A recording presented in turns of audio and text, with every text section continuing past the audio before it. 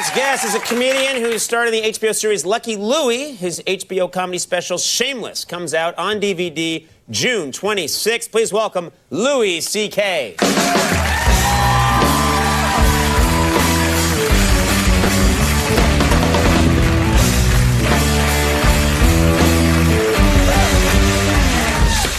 Now, Louis, we've known each other a long time. I haven't spoken to you in a couple of months. How are you? Well, I'm all right.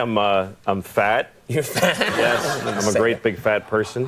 No. It's just been, I'm growing fatter. I just weighed myself and I'm 240. Mm-hmm. You know how doctors have like a formula for rule of thumb, how to figure what your optimum weight is? I'm pretty sure it's not your age plus 200 pounds. That could possibly be. Really I don't know. fat. I haven't looked into it. I'm a fat dude. Yeah. Well, let's talk about something cheerful then. How was your Father's Day? Father's Day must have been? Well, yeah, I got to spend it with my kids, which, yeah. you know, Yahoo.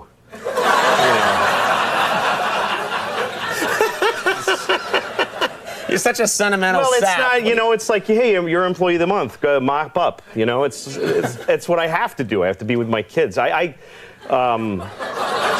I'll shut up. None of you have kids. I can see it by looking at you. Here's the thing. Parents never get to say that it's hard. You don't get to say that. Right. And it's the hardest thing in the world. Anything else that's hard, you get to say, this sucks. Right. But when you're a parent, first of all, it's impossible. You make huge mistakes constantly, like, oops, irreversible damage there, move on. You know, just huge mistakes.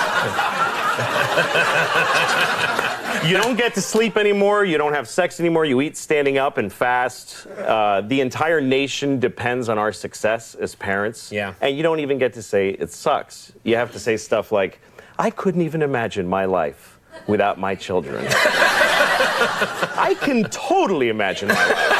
Really? That's actually all I ever do, is imagine my life. Really? And it's not a big fantasy. I'm not in the World Series of Poker. I'm just sitting in a chair, jerking off and eating chocolate. That's really it. That's all. Lord. Okay.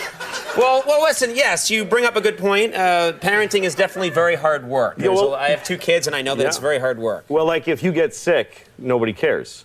You can't call in sick to having kids. Right. As a matter of fact, if you get sick, your spouse hates you for being sick. Because it's just making their life harder. And I'm the same way. Like, my wife, one time, she's like, I have diarrhea. I had diarrhea all night. I'm staying in bed. And I'm like, let me see it. I want to see the diarrhea. Show me at least a cup of diarrhea if you want to stay in bed. There's just no way I'm taking it on faith and spending all day with the kids by myself. I'm just not. And she's the same way. Like, I had a stomach flu. It was real. I was so sick, just deathly sick. And my stomach hurt a lot. Yeah. And she's like, no, get out of bed. Let's go. You know, you stayed up all night. It's your fault. Let's go. And I have to amp up how sick I think I am to get in. I'm like, I'm really sick. I might have internal bleeding right now. And so she says, well, go to the hospital if it's that bad. Sure. And I did. You did? True story. You did? I went to a hospital. Just to try and prove I went into the emergency room and I said, I got a stomach ache. My wife doesn't care. And they admitted me. Because at the emergency room, they don't go like, get out of here, you pussy. They whatever you have, you can go in a hospital and say like, I just feel icky. I just feel weird. And they have to. Put a bracelet on you and fill out a thing, and whatever. And so this wonderful doctor, she gave me morphine in my arm. She gave me a drip of morphine. Really? And which, you know, was great. And then she sent me home with opiate suppositories, which is a huge dilemma to me. Okay. Because I like opium. Who doesn't? It's perfect. It's the greatest thing ever. Yeah. But I have a huge problem with voluntarily putting things in my own ass. I just can't do it. So it's a battle of wills here. And I'm in the bathroom with my pants in my ankle, and I'm like sweating and shaking, and I'm got a little tiny thing. I'm like talking to myself, just do it! Just come on! I don't want to do it. Finally, I cram it in there, and I think that was probably the greatest moment of my entire life. Really? Yes, because it's pure opiate pleasure that begins at your anus. It just explodes. just this warmth that starts at the ground Yeah. zero that is your ass. And you just go, oh, God, that is good. More things in my ass, please. Okay, then. So that's what it's like having kids. Yeah.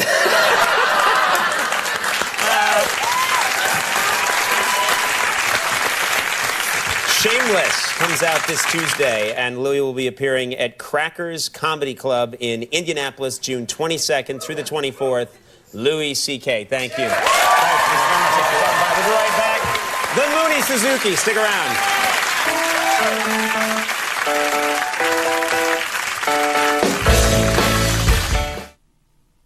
Are the girls ready yet? Nah, they're getting It's pretty good.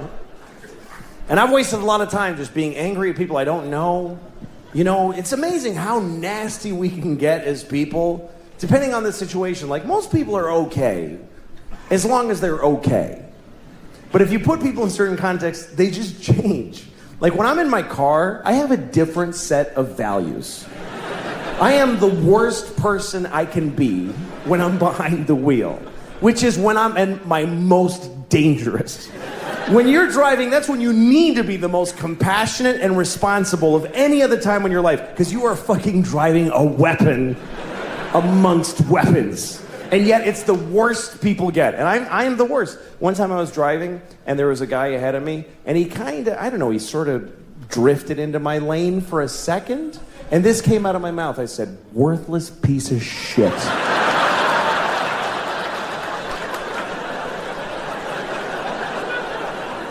I mean, what an indictment. What kind of a way is that to feel about another human being?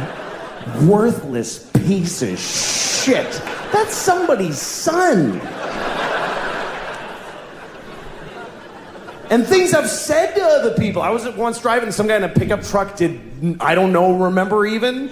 And I yelled out my window. I said, hey, fuck you! Where outside of a car is that even nearly okay?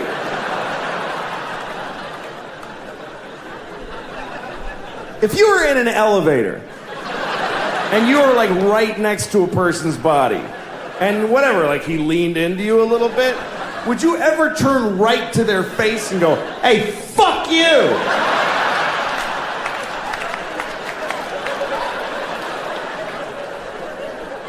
Worthless piece of shit. No. Literally 0 people would ever do that. But put a couple of pieces of glass and some road between you, there's nothing you would not say to them. I hope you die. I said that to a person. I hope you die. Why? Because you made me go like this for half a second of my life. You tested my reflexes and it worked out fine!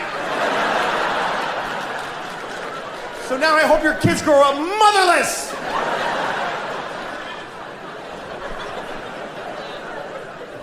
I mean, what am I capable of?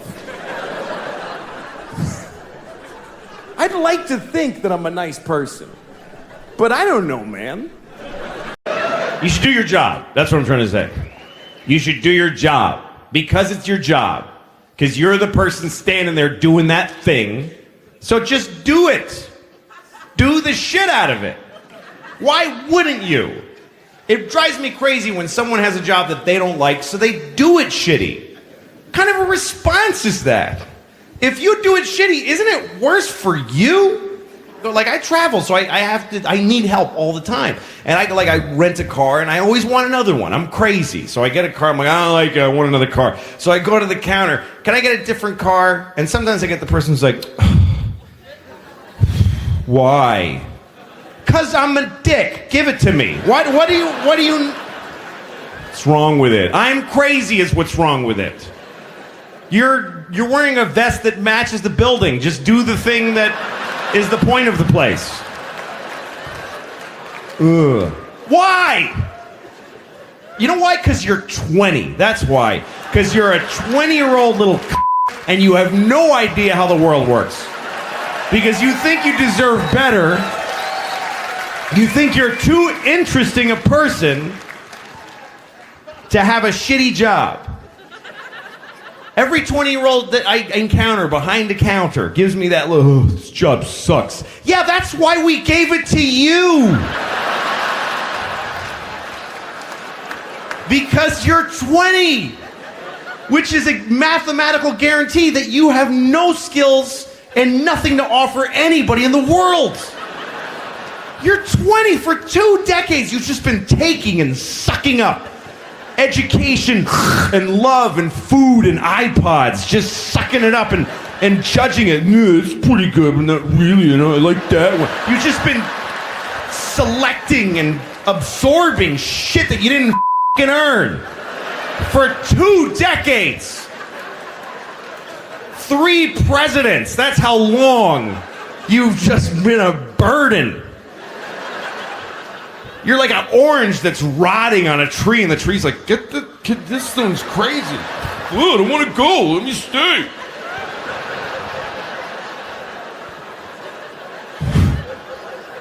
You're 20. You've never done any. If you're 20 years old, I guarantee you, you have never done anything for anybody ever.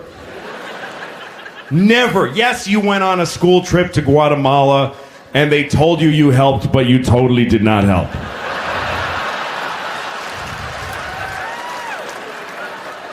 The guy was like, I got a mudslide on my house, and now I got to babysit a college kid. Why do I have to do this?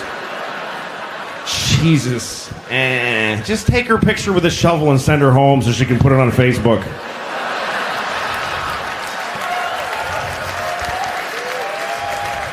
I had an amazing experience in Guatemala. It was totally amazing. And I really helped those people. I helped them. It's just the days that you spend with them.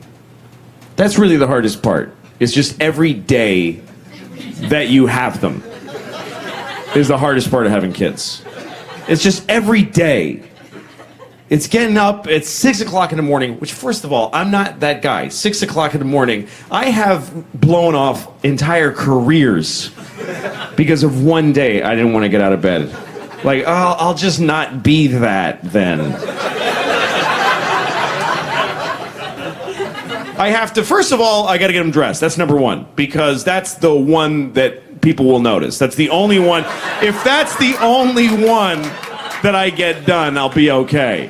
Because I can't, if I show up with 2 naked kids, I'll go to jail. So I have to, but I can not feed them. They're fine. They ate. They're just a little tired. It's fine. And then I got to get them to school, which means walking. The older one goes to kindergarten. It's 3rd grade. Jesus Christ. I just said kindergarten. And she's in 3rd grade. You know what's even worse? She's not. She's in 2nd grade.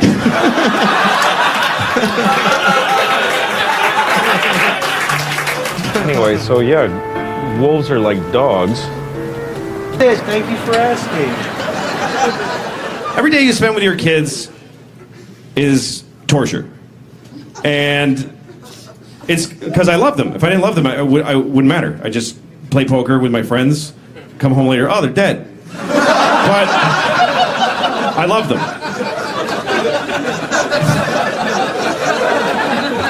I wiped my daughter's ass for the last time on May 13th of 2008. And I remember this moment because it was a big moment in my life. Because when you have children, they start as babies and they shit all over the place. But then finally they can use a toilet, but they can't wipe their ass. So you have to wipe their ass. That's the last thing you do for your kid. It's like an intimate bathroom thing, is wipe their ass. And one day it stops. And I remember the day. I said the date, but I don't remember it now because I'm lying. Because I had always wiped her ass all that time, and it's just a thing you do. I didn't even think about it. I said, Daddy, I need a wipe! And then I come in, I'm on the phone, like, yeah, okay. So. Anyway, so I wiped her ass one day, and she said, thank you very much, Daddy.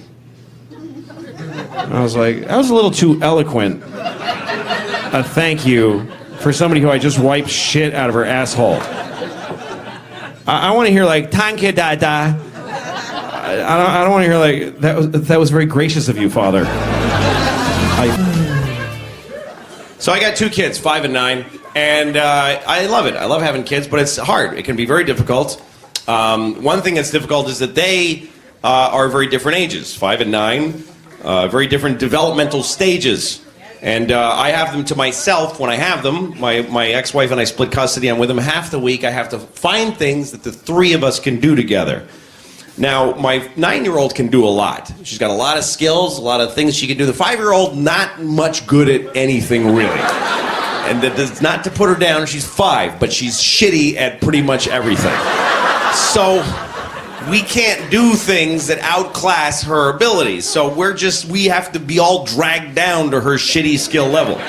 We're like 3 5-year-olds of different sizes, basically. Because nothing. Let's go for a bike ride on the river. I'm not very confident on my bicycle. Okay, let's just sit and play the card game where no one loses.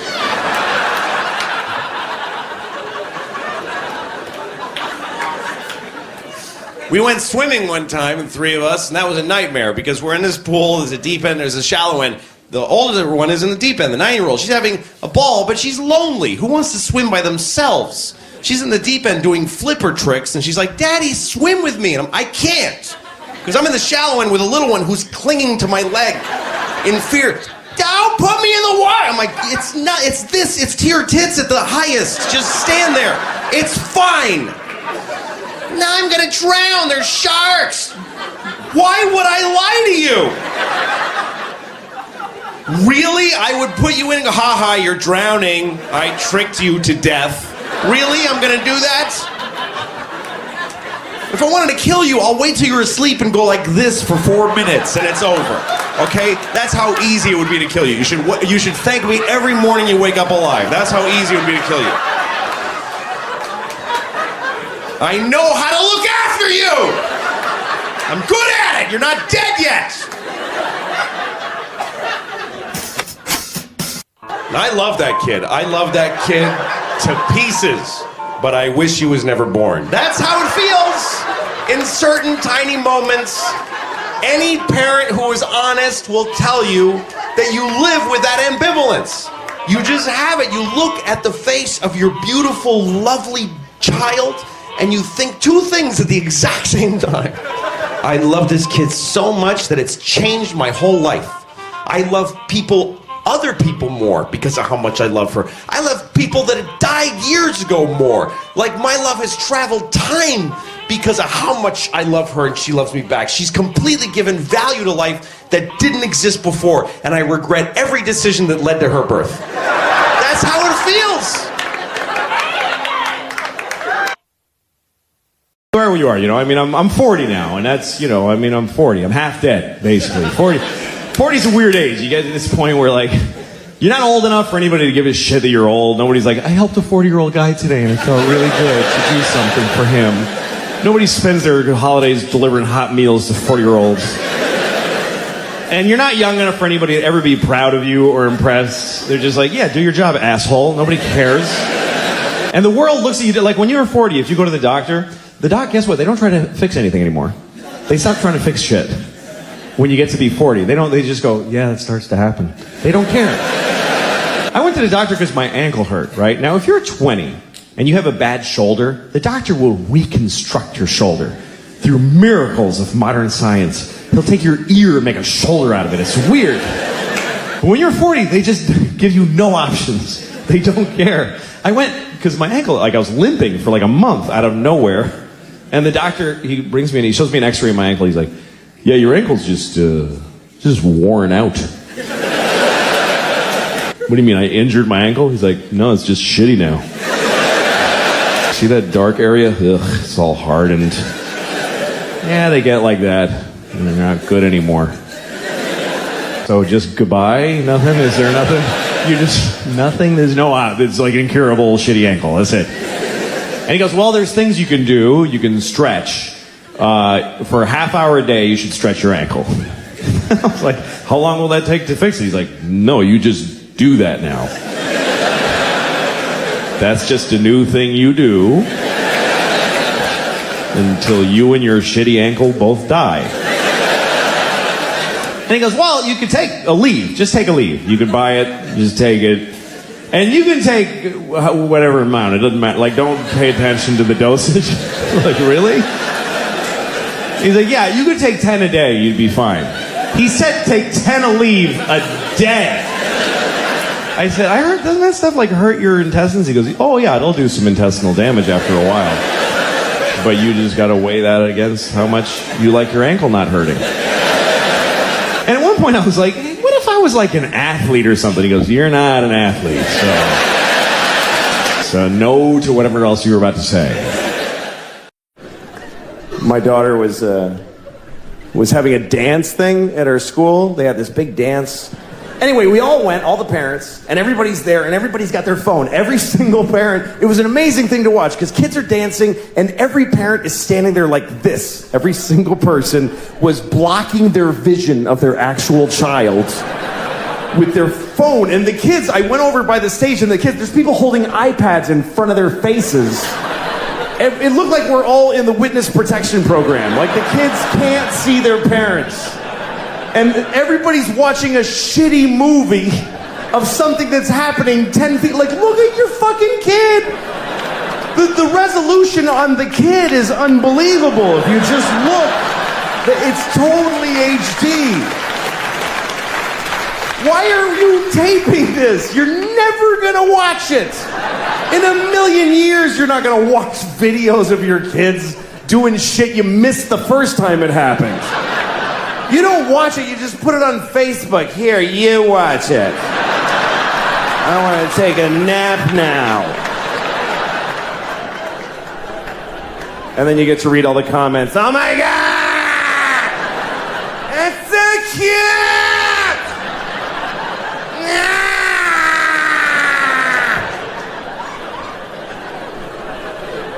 And guess what? They're not watching it either.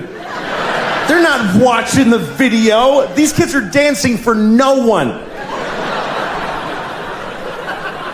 Nobody watches the videos on your Facebook. They see the first frame of a kid and they go, ah, that's very nice. Okay, back to this.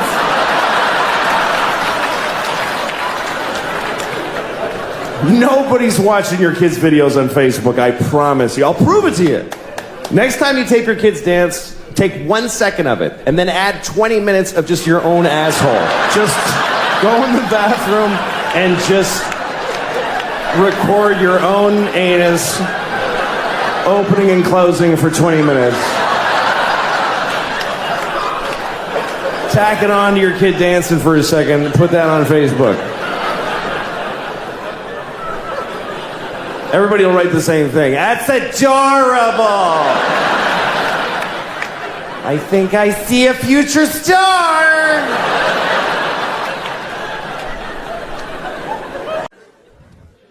So my wife decided that she wanted to get pregnant again. She decided it. And this is back in August, she told me, you need to be in town next week. I go, why? Because I'm getting, I'm ovulating, so... Like, not do you want another kid, just be in town. That's how she handles it. I'm like, I don't want another kid, so fuck it. And she's like, all right.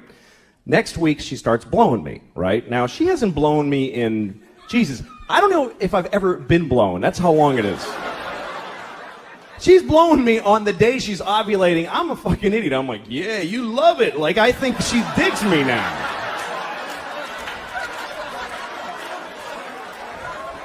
Fucking stupid.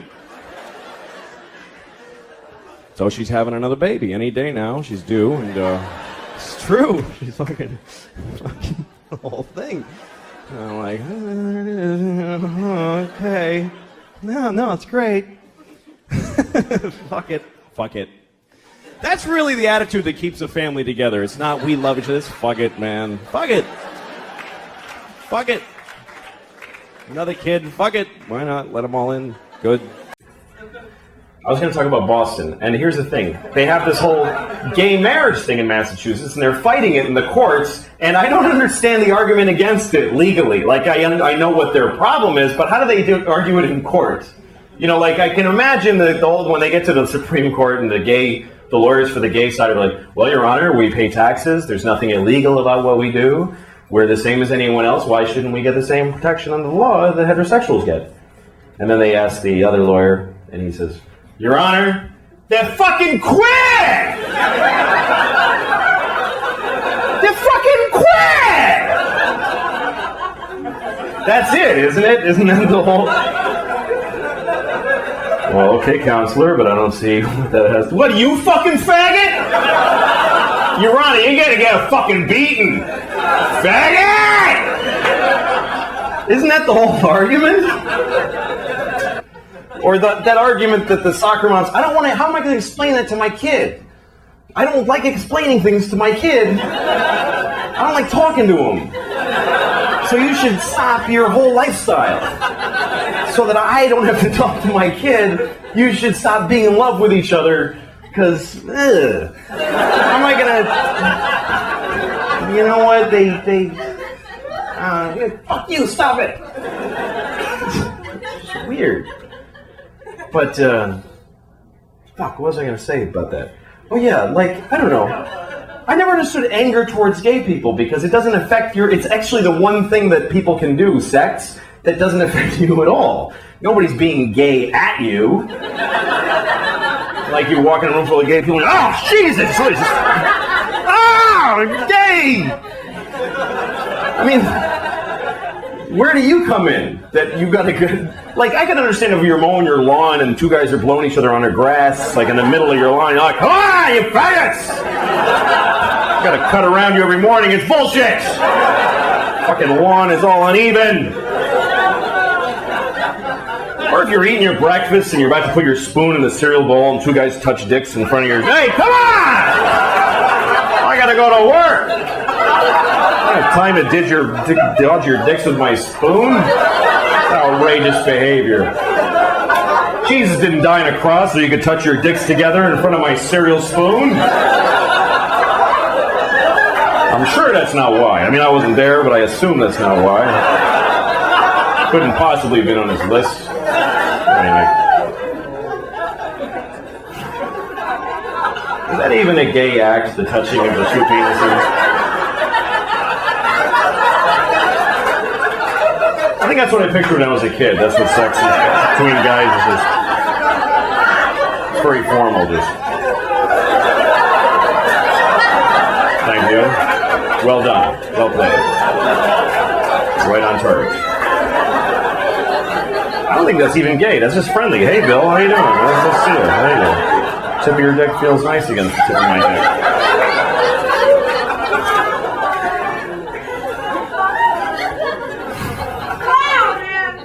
I know, right? I envy transgender people, though. I do. I know it's a tough road, but I envy them on this level, that they figured out what's going on with them, and they fixed it. What an amazing gift to know what the fuck is wrong with you. Who else gets to have that? It's just a mushy, I don't fucking have any idea.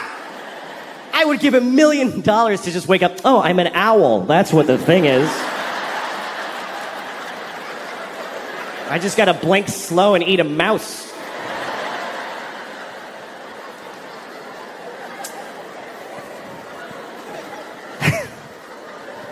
Because life is very confusing. Even I'm 49 years old and I haven't found a cruising altitude to my identity.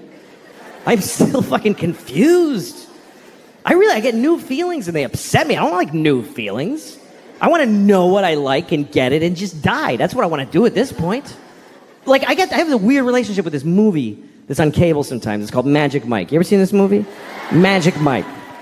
For those of you watching this on video many years from now, Magic Mike was a movie about male strippers, starring Matthew McConaughey and Channing Tatum. And it was a very different country when it was made from whatever you're watching. But anyway, we had a whole other thing going on. This building's not here anymore. But you're watching it on a dusty thing, and it's all rubble. And you're watching this. I don't know why you're watching this out of everything.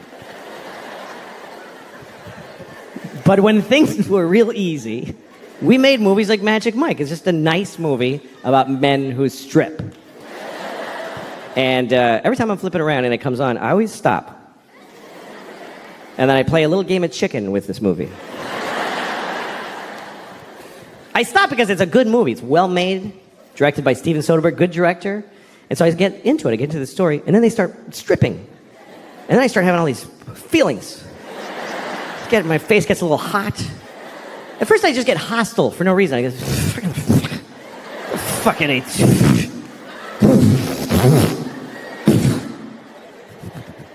But then there's one part of the movie that I like. I have a favorite part of Magic Mike. So I always stick around for that part. It's the part where Matthew McConaughey, he's wearing leather pants, no shirt, and he goes, "The law says you cannot touch, but I think I see a lot of lawbreakers out there." Like, it's that. It's like perfect. It's the way he rolls out of him. I think I see a lot of lawbreakers out there. I just really like that. I like it. And when the movie comes on, I'm always like, all right, let's get to where he says that. And then he says it, and I'm like, fucking good, it's really good. I like it a lot. Here's how much I like it. I don't really do impressions, and I kind of nail that one because I think about it all the time.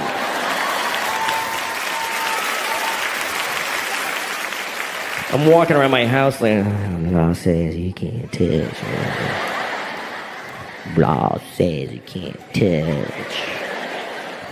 And I go up to my dog, but I think I see a lot of lawbreakers right here. I like that part. And then after he says it, all these strippers come on, Matthew McConaughey, all these strippers, Channing Tatum comes out, fucking...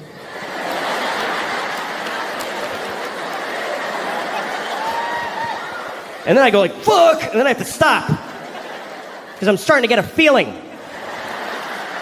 I'm just starting to get like a feeling. It's not a boner. It's not a boner.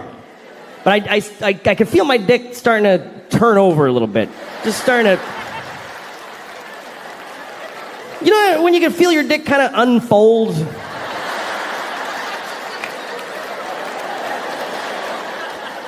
It's like a pool toy that's been blowing up for a while. The wrinkles are starting to come out. It's taking shape. It's like...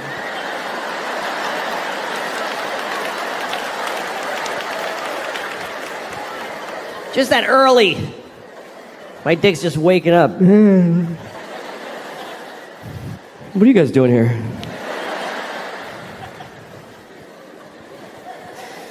Anyway, I've never watched the whole movie. I've never seen Magic Mike in its entirety because I don't want to see it.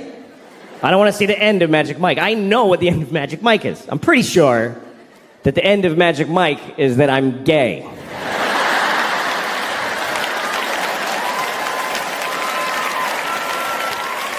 Pretty sure that's how it ends. I don't want to see the ending. I want to stay like this. You know why? Because I'm 49 years old. I don't want to enter the gay community now. This is not the version of me that's going to have an awesome time as the new gay guy. So fuck that. And that's my right, by the way, because that's about me. That is my life. I would never discriminate against another person for being gay. I wouldn't dream of it, but I have every right to oppress and discriminate against my own possible budding homosexuality. That's mine to just violently push down. Like it's a dude I'm trying to make blow me right now.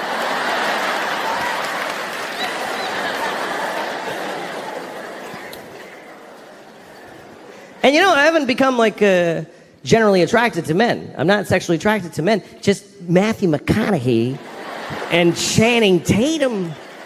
Those two guys? Fuck. Seriously. Matthew with his like leathery skin, he's like, just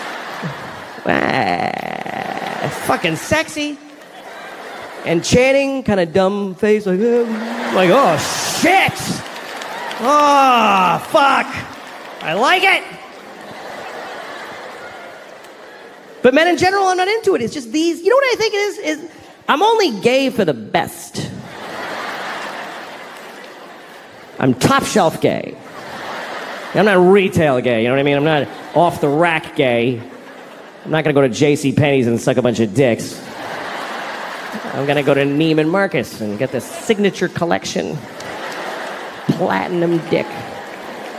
The best. The best dick. Because I'll try the best anything. If it's the best one, I'll try it.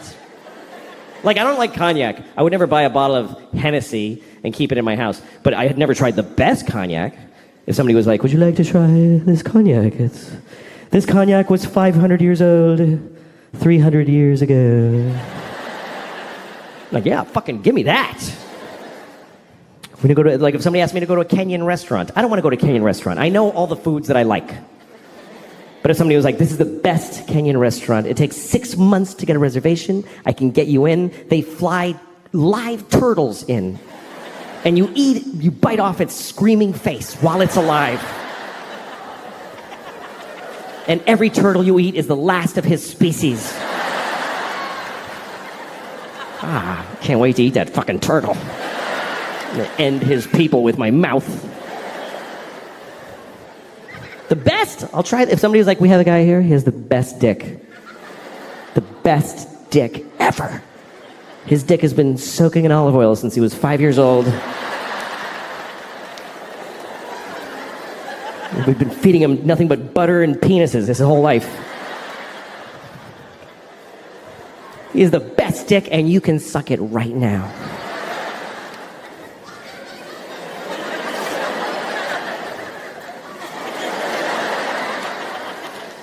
Well, let me see it. Can I see it? Can you take it out? Oh, shit, that's beautiful. Oh my God. That's my favorite thing now. Fuck, I shouldn't have looked at it. Let's bring it closer. I don't know what I'm going to do, but bring it closer, please.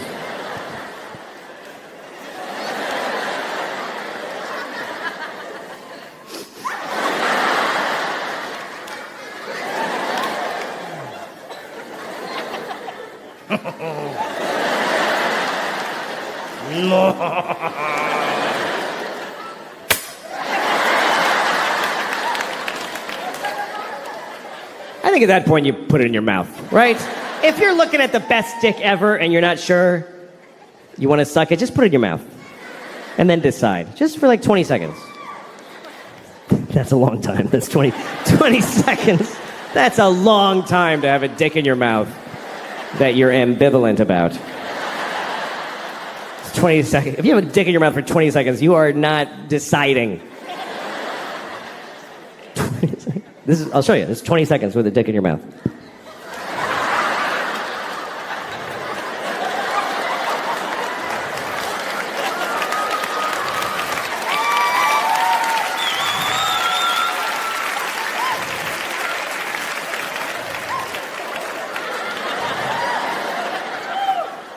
Nah. Yeah. I decided not to suck that dick. That's been in my mouth all day. Changes in life now, you're getting a little more philosophical. Yeah, like I've been more deliberate about my life. For instance, I'm not on the internet anymore. I quit the internet. You quit the internet? I quit it for now. Yeah. I mean, a year ago, I was like, I'm taking online courses. It's my obsession. And I went and gotten all these courses, and I watched a lecture, and that was it. But I like how you don't even seem to care what the lecture was about. Hey, also, I left a thing backstage I was going to show you. I just left it. I'm really stupid. So Yeah. Can you get somebody to get it? We have no one here that works for the show. Yeah. Frank, do you mind getting something Go from backstage? get it. I'm sorry, We'll that's walk really slowly. awkward. Yeah. But I wanted Frank, to show it to you. couldn't walk slower. There you go. Frank Smiley, ladies and gentlemen. Yes, Frank. This was Frank. Frank's producing your segment. You were like, hey, go get that. And he was just like this. Oh, here he comes now. You got Thanks it. a lot. Okay. Frank Smiley, ladies and gentlemen. Frank Smiley.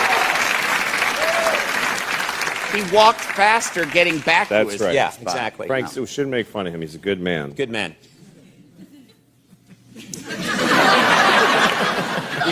We should end it there. We should just fade to black. People would be so blown away by that was the weirdest ending to a talk show I've ever seen. 8-minute Frank's a good episode. man. Fade to black.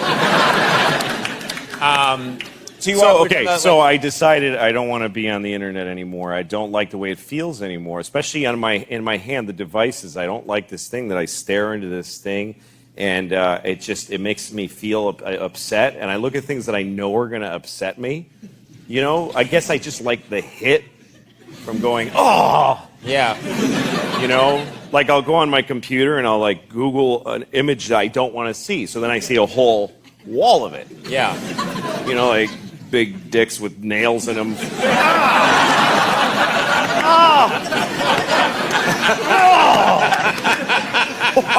Sir, you're going to have to leave the library. Yeah.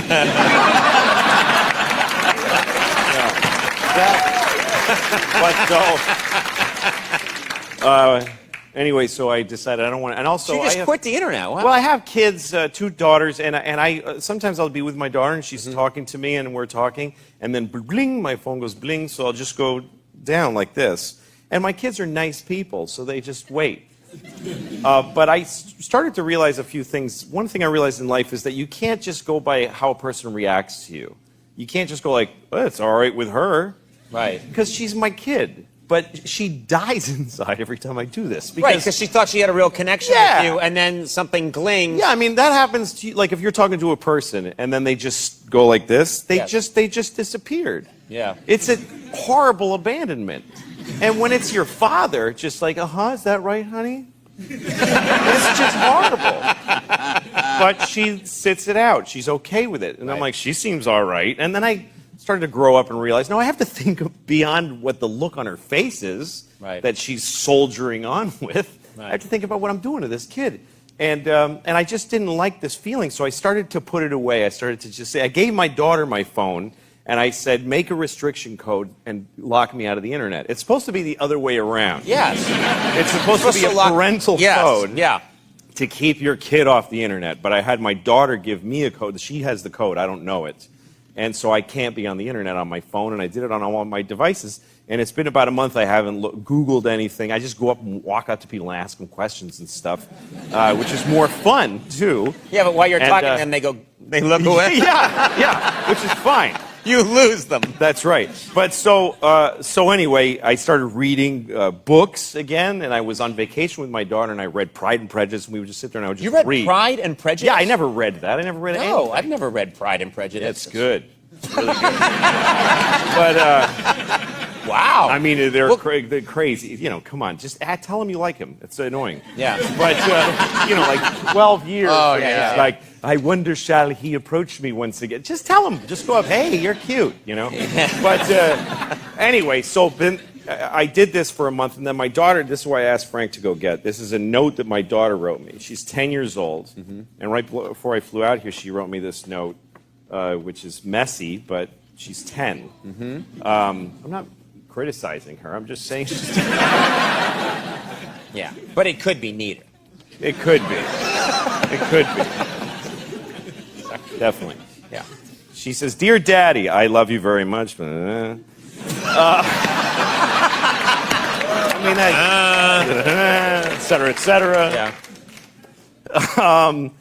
Also, I am really proud of you for cutting yourself off from the internet and reading an awesome book. I want you to know that what you did means a lot to me, and I really enjoy seeing your pleasure in not constantly being on devices. Also, thanks for the trip to Mexico. I really needed that. So, I just... That's a great reward that you got. Yeah, I think people should know that it has an impact on your kids if you stop looking at the stupid internet. Right. All right, sorry. But if you're... No! I thought that was a nice message. Yeah, you had a nice message. What's wrong with that? That's right. I think it's pretty amazing when you think about it. The people used to say that being gay was wrong. Pretty recently, folks used to, like most people used to say that being gay was wrong. Of course, it's not wrong to be gay. I mean, it's pretty gay, but it's not wrong. But that's what people used to say.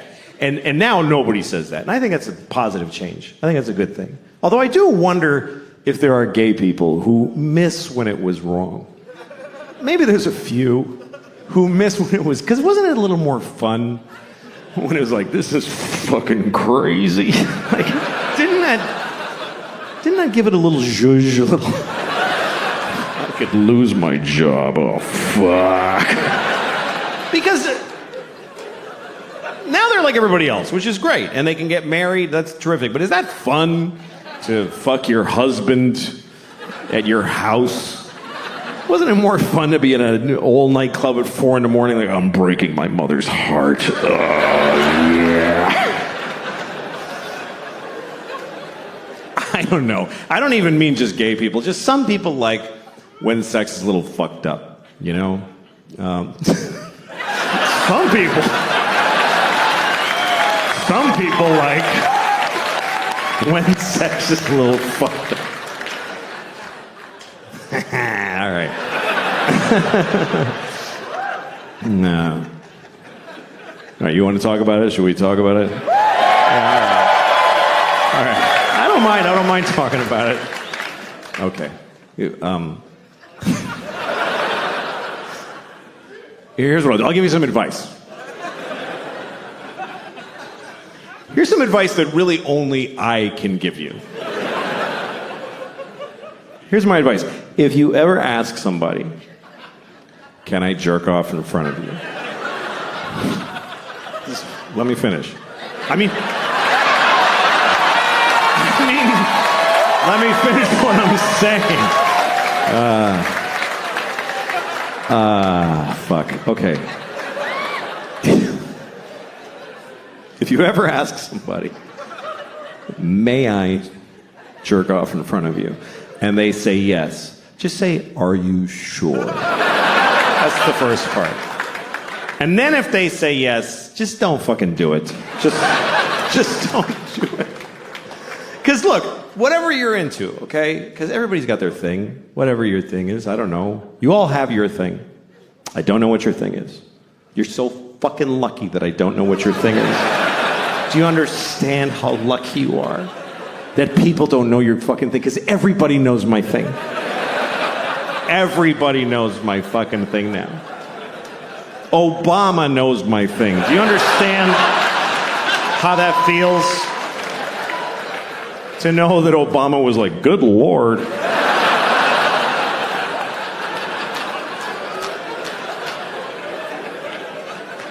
Everybody in the world knows my thing. I got on an airplane in Italy. This little kid was like, Mama, that's the guy who jacked off in front of the people.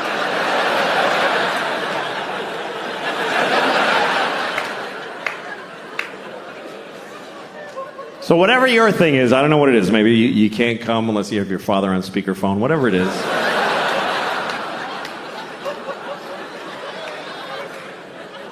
If you want to do it with somebody else, you need to ask first. But if they say yes, you still don't get to just go, woo, and charge ahead. You got to check in often. I guess that's what I would say. Check in. Because it's not always clear how people feel. Like, men are taught to make sure the woman is okay. But the thing is, women know how to seem okay when they're not okay. So you can't just look at her face and be like, yeah, her eyes are dry, we're fine, let's just keep going. You got to check in. Because communication during sex can be very confusing. Like, sometimes you're with a woman, you're having sex, she's making noises, she's going like, ooh, ah, and you're like, oh, she loves it. Not necessarily.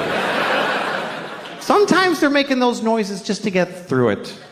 Because it's easier to go, ooh, than to say, I hate how you fuck me. Honestly, it's awful. So she goes, ooh, baby. It's kind of like a Negro spiritual. It's sort of similar. So to assume that she likes it is like if they heard slaves singing in the fields and you're like, hey, they're having a great time out there.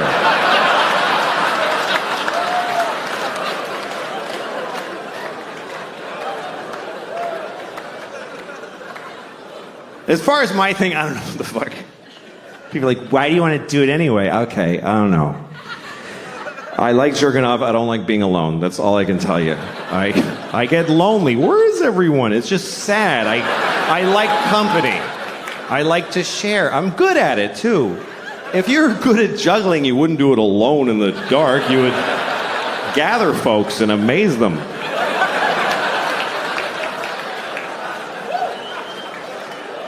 Anyway, that's all I'm going to say about that shit.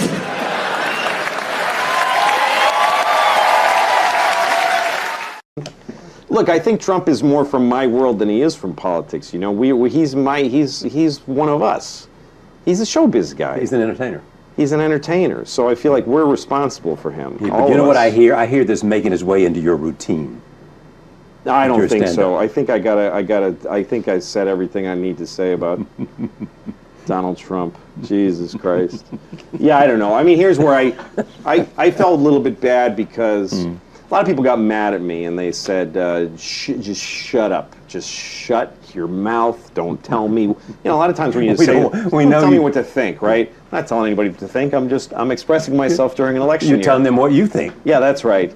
But I did come into their lives through the funny ha-ha door, and then I took a big political serious on their table. So I get being irritated. I get it. I get it. I get why people would be irritated with my having written that. It's not what I do best. It's not what I'm known for. It's not what I'm asked about. You know what I mean? I mean, if you invited somebody to your house because you knew they were really funny and fun, and then they just said all this stuff, you'd be like, what are you doing to me? So I get why people got irritated. It's interesting to me, a lot of liberals got mad because I suggested that maybe conservatives and liberals have equal value, and that they should each have a shot at running the government. Right. I mean, that's just the way that I was raised. I came from Mexico. When I was a little kid, I lived in Mexico. Right. And I remember coming to America and discovering it as a little boy from another country. And the idea of democracy and free speech was just an incredible thing to me. And it's still, I look at it with wide open eyes. I'm very innocent that way. And the way I look at the world is that I feel a certain way about how the country should be run, but not everybody feels the way I do. So when there's enough of me to push the election over to our side, we get a president for a while. Yeah. But the other side, who feels differently than I do, they should get an equal shot. Because it's not all my country, it's a lot of people's country. You know what I mean? Yeah, of course I do. So democracy shouldn't, some people think democracy means I always get things the way I want them. Well, I don't look at it that way. Yeah, exactly. I mean, democracy means sometimes I'm really frustrated with the way the government works. Then I know it's working right. That's the way I look at it, and I'm in my 40s, and so to me, Obama's a liberal. He's a liberal president. To some people, he's a huge conservative. It depends on how you look at it. Everybody looks at it differently. But I don't think Trump is any of these things. I think Trump is a guy who will dismantle the actual process. That's the only reason I said something. I'm not known for making political statements. I've never done this before. I have no track record of running my mouth politically. Will you do it again? No, I probably won't. But the reason I did in this case was because this isn't about I believe in the liberal cause and I want a liberal. It was because this guy feels like he could chuck it all away, and he's even saying he wants to. He's saying he wants to make it that you can sue people for writing something you didn't like. Yeah. You know, it's insane. So anyway, I shouldn't have said even what I said now, but but you did. I shouldn't have written it. I'm sorry. I apologize. You don't mean that. No, not at all. No. And I saw a Korean Jesus. They had a Korean Jesus with the... Don't get mad. How else would I know? It was just, what, Korean Jesus? Ooh, whatever. I remember I was in a taxi, I think in New York, and the driver was Muslim, and there was a woman crossing in front of us, and he honked at her because she went after the light had turned, and she gave him the finger. And he said to me, "Do you know, in my country, if a woman show you this finger, I could get out, beat her to death, and if I drive by here a week later, she'd still just be laying there."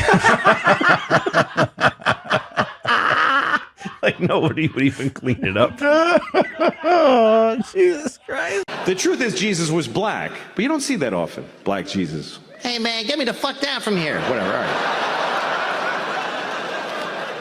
Airplane one time, and a married couple came on, and they had been sat separately. There was some mistake. The woman, she's supposed to sit here, she comes up to me and she says, "Would you mind moving so I can sit with my husband?" And he's behind her, he's like... And I wanted to help him, but what am I going to say to his wife? Just, "No, I won't move." So I just got off the plane. I didn't go on the trip. And it took off, and it hit the World Trade Center. So that was... You ever feel like you're gonna fart and then instead you shit on your father's face? And everybody on the bus is like, "Hey, that's not appropriate." And you're like, "I thought it was gonna be a fart." And they go, "Oh, all right then." Because, look, my mom just died. She just died. That's how it works. By the way, for you young people, here's how life goes. One of your parents is gonna die. And the other one is just never gonna fucking die. And guess what? It's not the one you wanted. Nope. You know, people hate child molesters so much. They hate them worse than murderers or anybody else. Right. So getting caught child molesting is just, that's the end. That's the worst. It's really the end of your life in every way. Your That's friends are gone. Whatever you had is gone. Yeah. Right? So that's why a lot of kids that get molested get killed. Because it's like once you whatever got you to the moment where you molested a kid. Right. Once you hit that moment, you're like, I can't let this kid go now because I'm fucked if this kid goes home and tells anybody. So you kill the kid. Right. So the bit was that if we could hate child molesting a little less, we might get some kids back. Wow, that is a brilliant thought. If somebody could go say to themselves, all right, I molest, somebody could call you and go, hey, I molested your kid. You want him back after soccer? Or do you want me to drop him off at this game? Doesn't he have any allergies I should know about? What I just said is true. Right. That if we hated child molesters less children would die. Right. I don't know what to do with that information. You don't know where to go. I don't know what to do with it. I can't make any to the right place today. Yeah, this is the place to air those kinds of thoughts. You know, like when you were in school, did you ever have when you were in school when you were a kid, like fantasies about your parents dying so that you'd be really special in school? Like if your parents got killed, you'd go to school and they'd make an announcement, Joey's parents died today, so everybody, and all the cute girls would come up and go, are you okay? And stuff like that, which would never happen. They just walk up to you and go, I'm still not gonna fuck you, you faggot. That's what would have happened. And that would have I would have jerked off to that and had a better time than if I fucked them. Seriously, to me. Some Catholics believe that contraception is murder. They think if you wear a condom, if you stop a sperm from getting to an egg, you killed a possible baby. By that logic, I could say that any woman that won't fuck me is a murderer. Let me tell you, there's a bunch of murdering bitches out there. Well, FX took my series off. I don't know why. What the fuck? It's so weird. It was really successful. Yeah. And then they just made an arbitrary decision. That's weird. To just... I mean, I was baffled. I was like, guys, why? We're like, it's just the feeling we have. I was like, that's weird, guys. Probably like a new CEO. They always do shit like that. That's the thing. I hadn't thought of that. Yeah. There wasn't one, but maybe it's something like that. Like 9/11, you had to end the sorrow and the anger and the rage and the sadness. You had to go, dude, fucking bullseye. Bullseye. One of my favorite stories about it was there was a documentary about it on PBS after, and they talked to, they tried once before with the truck bomb.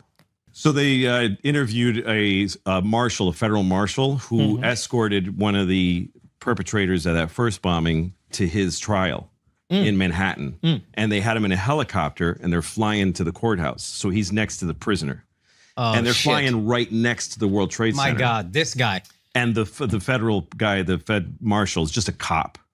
He says, I pointed at the buildings and I said, you didn't get him, did you? And the guy just coldly said, we'll get him.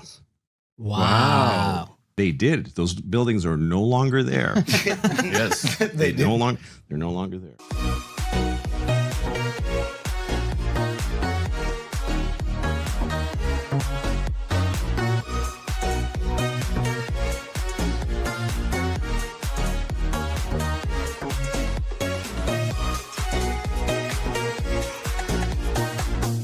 People talk about, like, don't eat dolphins when they're in the tuna. Pick out the dolphins, right? You gotta pick it out, like raisins.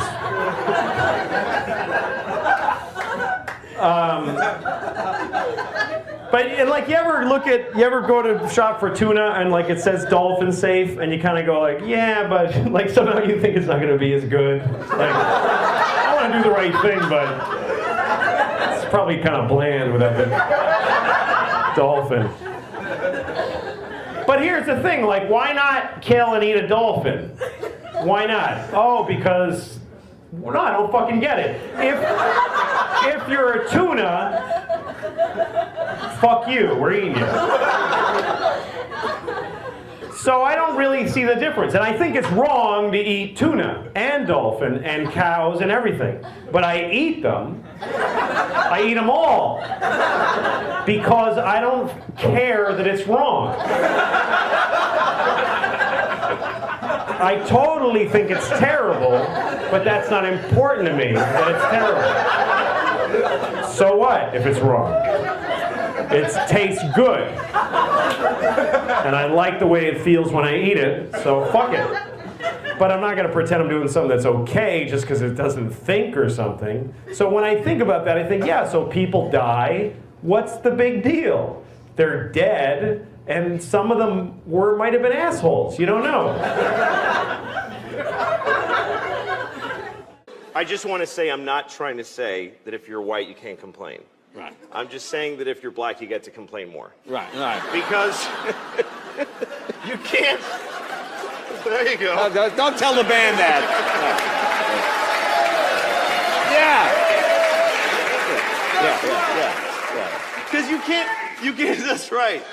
You can't take people's, like, historical context away from them. And everybody wants us to. Like, white people are always like, come on, it wasn't us. Like, they want black people to forget everything.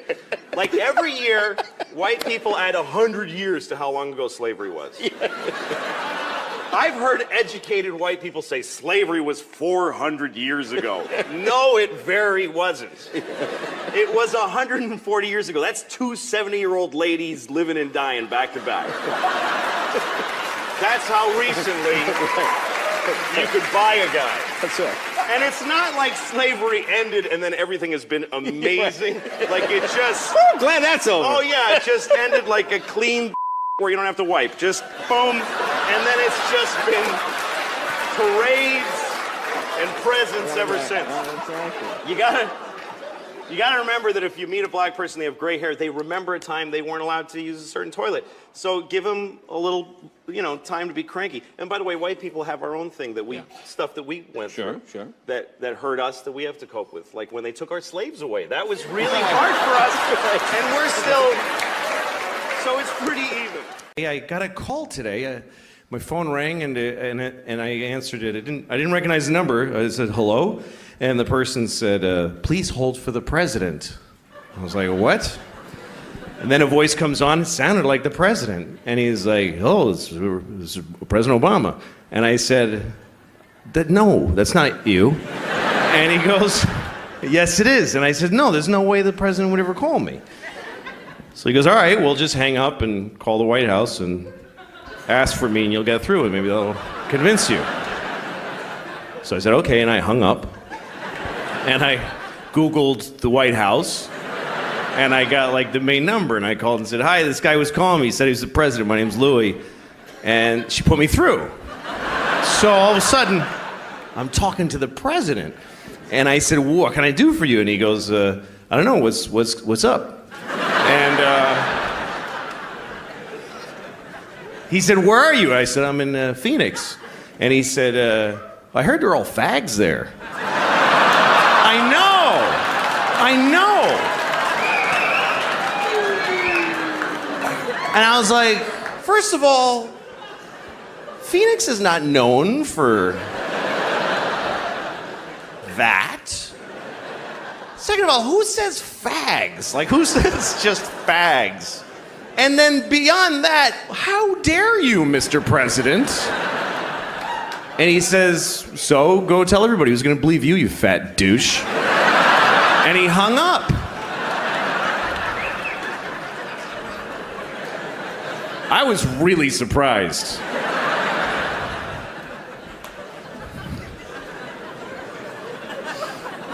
That's what I would do. If I was the president, I would just bother people. I would fly around the country, go to like Wisconsin, go to some guy's house at 3 a.m. and just drink out of the milk carton. So tell everybody, just piss on the floor. Who's gonna believe you? Yeah, go tell everybody the president pissed on your floor at 3 a.m. Go ahead. To me, that would be the whole point of being president. Is getting to do that. My life is really evil. Like there are people who are starving in the world, and I drive an Infiniti. That's really evil. There are people who just starve to death. That's all they ever did. There's people who are like born and they go, "Oh, I'm hungry," and then they just die. And that's all they ever got to do. And meanwhile, I'm in my car, boom, boom, boom, like having a great time, and I sleep like a baby. It's totally my fault, because I could trade my Infiniti for like a really good car, like a nice Ford Focus with no miles on it, and I'd get back like $20,000. And I could save hundreds of people from dying of starvation with that money. And every day I don't do it. Every day I make them die with my car.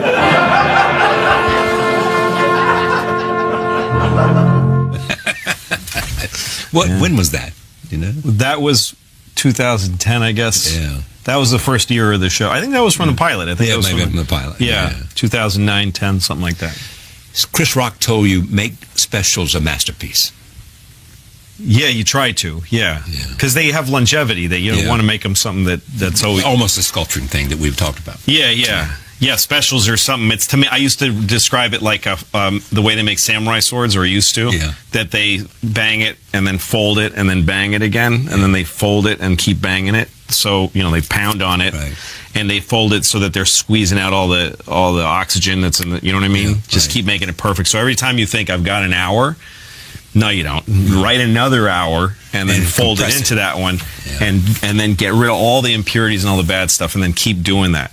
I had a lot of process I used to do, like everything that was my your big closing bit. Yeah. Your closing bit can make you very sluggish, kind of lazy, because about 20 minutes into your set, you're like, it's a 60-minute set usually, or maybe 90. Yeah. So like 20 minutes in, you're now 20 minutes away from your big 20-minute closer, which is not going to fail. Close is 20 minutes? Well, if you got a really good, strong one. Right. So 20 minutes in, you're like, I can coast for 20 minutes because I got this thing. So I started making life hard for myself by opening with the closer. Like, let's open with the hardest material. And then now I'm in a much worse shape. Then you got a long way to go. Yeah, then I have to follow it. I have to follow my toughest material with stuff that's pretty weak, and I have no closer. I have nothing to depend on. There's just an open wound at the end. So, but if I did that, then this bit would just, through need, it would cauterize and become the closer. And then you put that at the beginning, and you keep doing that until you have, hopefully, 90 minutes of closing bits where you could just flop them out and it doesn't matter what order. That ought to be a prescription for everybody, to be able to take a hard look and make sure you're not coasting and turn it upside down. I mean, somebody. Hello there. Okay. All right. I'm gonna talk to you for about an hour, and it's weird. It's weird what I do. Somebody asked me once if it takes confidence to. Nobody asked me, but I just want to talk about this.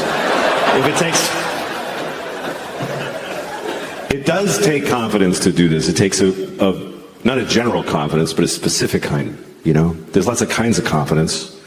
There's personal confidence. I don't have much of that. Personal confidence is like a man wearing white pants. That takes, tremendous confidence and optimism, really. To leave the house in white pants, like, it's going to be a great day. There's going to be no puddles or pizza, nothing. I could never wear white pants because I'll get my period, first of all. I know that. Or diarrhea, more likely. That's really my period. Diarrhea. About once a month, I'm like, oh, fuck, here we go. Better just get home. Don't make any big decisions today. It's true, don't make, if you have diarrhea, don't negotiate. It's a bad bargaining position. If I have diarrhea, you stand between me and the toilet, I'll sell you my house for 10 cents.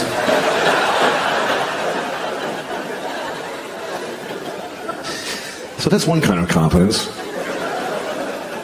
Here's another kind, moral confidence. Moral confidence. That means knowing that you would do the right thing. Knowing that you wouldn't do something wrong. Moral confidence. You can have that in your daily life, because a lot of your days are the same. But what if you were in another time?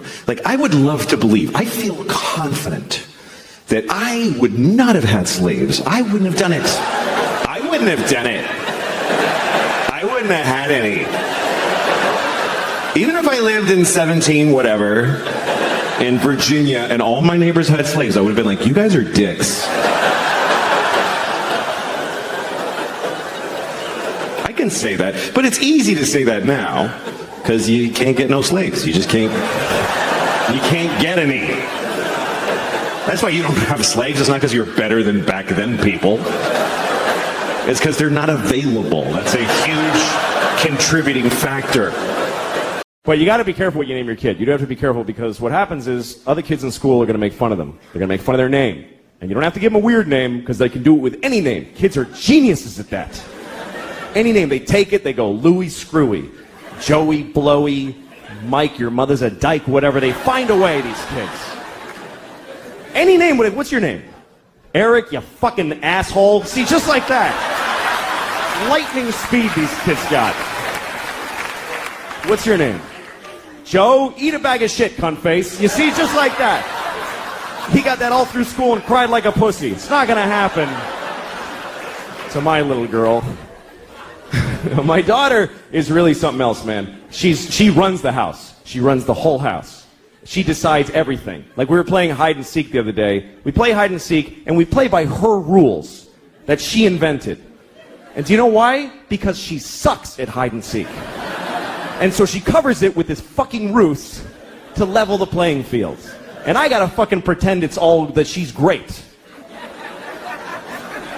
No, it's bullshit. Like, we're playing... Oh, fucking... I know she's a kid, but fucking listen. When it's my turn to hide, she tells me where to hide. She tells me where.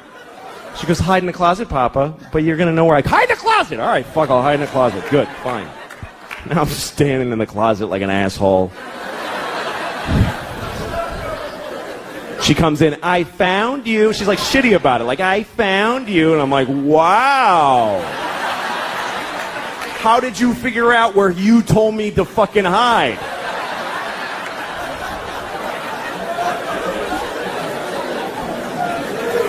And then when she hides, this is her hiding. She goes over to a wall and does this. She goes, that's it. There's nothing here.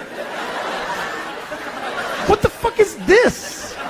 Like this is some ninja invisibility crouch. And I gotta act like an idiot. I can't just walk in and go, yeah, you're there. Because she'll cry and shit her pants, right? So I gotta walk around like an asshole. Where is she? I have no idea. Where could she be? I'm making eye contact. I don't see her. It's amazing to me. The other day we're playing, this is how things have gotten in my house, okay? Here's a very good example of where it's gone. We're playing a version of hide and seek where my wife and I have to decide together where to look. She likes that. She's like, Mama, you tell Papa where to look. Okay, well, fine. So she's over there hiding like this, just in plain sight, and my wife and I, my wife's like, why don't you look under the bed? I'm like, okay. She's not there. And then she says, why don't you look in the linen closet? Okay, so I open the closet. She goes, that's not the linen closet. We don't put that in there anymore. All right, fucking Jesus. All right, I'll look in. So I look in that. Why would she be in that closet? That has shelves. She can't stand in a shelf. Well, maybe she's crawled in a shelf. Now we're having a fight about where to look for this fucking kid who's standing right there.